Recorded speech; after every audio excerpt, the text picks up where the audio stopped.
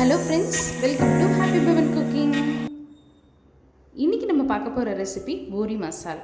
இது ரொம்ப ஈஸியான டேஸ்டான ரெசிபி. இதுக்கு தேவையான பொருட்கள்: உருளைக்கிழங்கு, பச்சை மிளகாய், வரமிளகாய், பூண்டு, தக்காளி, கடலை மாவு, வெங்காயம். ஃபஸ்ட்டு உருளைக்கிழங்கை வேக வச்சுக்கலாம்.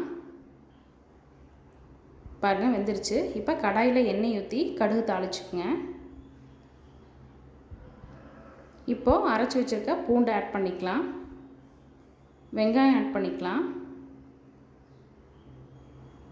பச்சை மிளகாய் ஆட் பண்ணிக்கலாம், வரமிளகாய் ஆட் பண்ணிக்கலாம், தக்காளி ஆட் பண்ணுறோம்.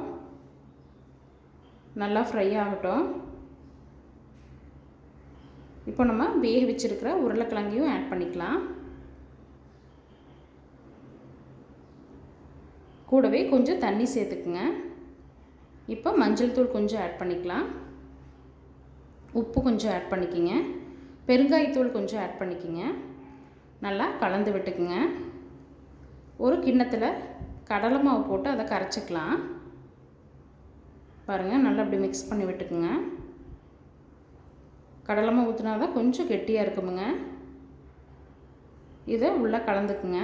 கடலை மாவு மிக்ஸை நல்லா கலந்துக்குங்க. நல்லா கொதி வரட்டும். சுவையான பூரி மசால் ரெடி. கண்டிப்பாக ட்ரை பண்ணி பாருங்கள் ஃப்ரெண்ட்ஸ். இது ரொம்ப நல்ல டேஸ்டான ரெசிபிங்க. தேங்க்யூ.